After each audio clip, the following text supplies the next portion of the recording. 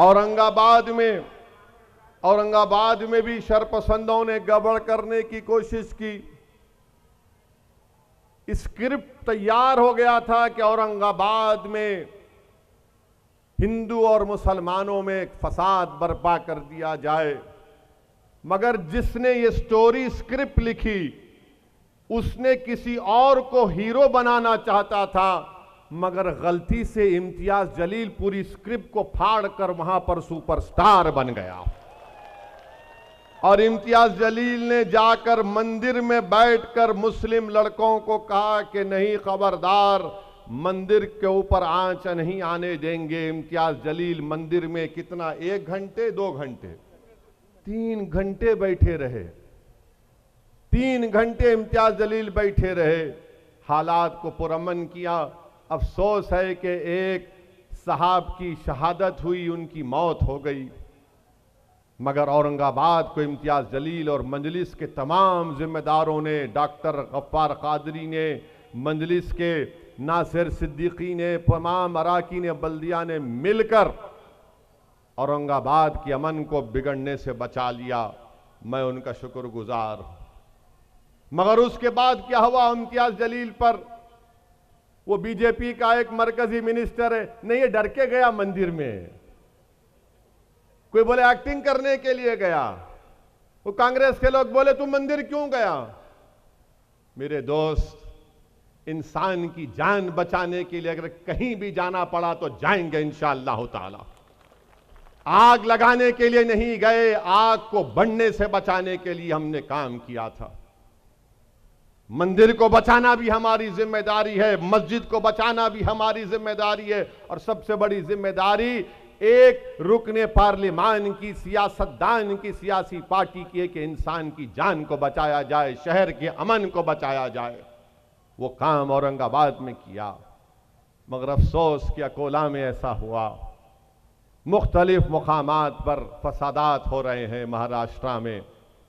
ये फिक्र का लम्हा है, जो हुकूमत है उनको सोचना चाहिए कि क्यों हो रहा है।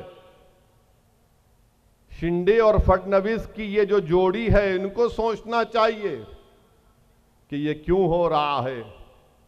और अफसोस मुझे इस बात का होता है कि महाराष्ट्र में 50 ऐसे जलसे हुए, 50 ऐसे जलसे हुए, मगर आज के जलसे की रिपोर्टिंग आप कल से देखेंगे, कितना बड़ा चढ़ाकर लोग पेश करेंगे हमारे भाषण को। 50 ऐसे महाराष्ट्र में जलसे हुए, बल्कि जलसे नहीं थे, वो कम्युनल रैलीज थे, और उन जलसों का उन्वान किया था कि हिंदू जन आक्रोश मोर्चा। ये पूरे के पूरे आरएसएस के इशारे पर ये तमाम 50 ये कम्युनल रैलीज महाराष्ट्र में हुए, जिसके जलसों में सिर्फ और सिर्फ किसी एक समुदाय के खिलाफ अगर जहर उगला गया तो मुसलमानों के खिलाफ, जिसका जिक्र सुप्रीम कोर्ट में भी हुआ हालिया दिनों में। केस तो बुक हुआ, पुलिस ने एफआईआर रजिस्टर किया, मगर उनको गिरफ्तार नहीं किया। हम पूछना चाहते हैं उन लोगों से जिन्होंने ये जन आक्रोश मोर्चा निकाला, अरे भैया, गुस्सा किस बात का है आपको? गुस्सा किस बात का है आपको? शिंदे मुख्यमंत्री बन गए हिंदुत्व के नाम पर। मोदी ने कहा कि मैं हिंदू राष्ट्रवादी हूं तो मैं प्रधानमंत्री हूं, तो आपको आक्रोश किस बात का है? मुख्यमंत्री आपका, डिप्टी चीफ मिनिस्टर आपका, होम मिनिस्टर आपका, सत्ता आपकी, मुंबई में महाराष्ट्र में सरकार आपकी, दिल्ली में 9 साल से सरकार आपकी, फिर से आक्रोश कैसा आपका? जन आक्रोश मोर्चा। तो मालूम हुआ कि मकसद एक ही था कि मुसलमानों को बदनाम करो, मुसलमानों का खौफ पैदा करो, मुसलमानों से नफरत पैदा करो, ताकि इलेक्शन आ जाए तो हमारी रोटी उस पर सेक कर खा जाए उसको। कौन सा जन आक्रोश है आपको बताइए आप मेरे अजीज दोस्तों और बुजुर्गों। महाराष्ट्र में शिंदे की सरकार और फडणवीस की सरकार और उस 50 कम्युनल रैलीज में लव जिहाद पे बात हो रही है। अरे कोई शादी किससे करेगा? आप कहीं को बीच में डंडी मार रहे।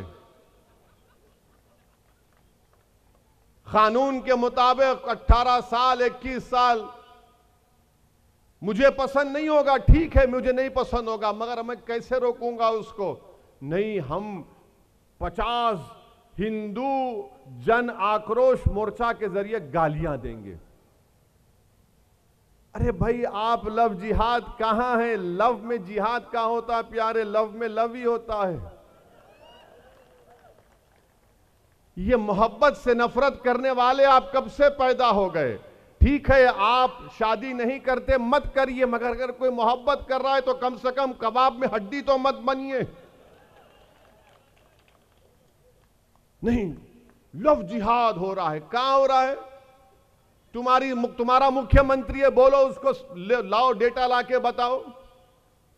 2 डेटा लाके बताओ कितना लव जिहाद हुआ है।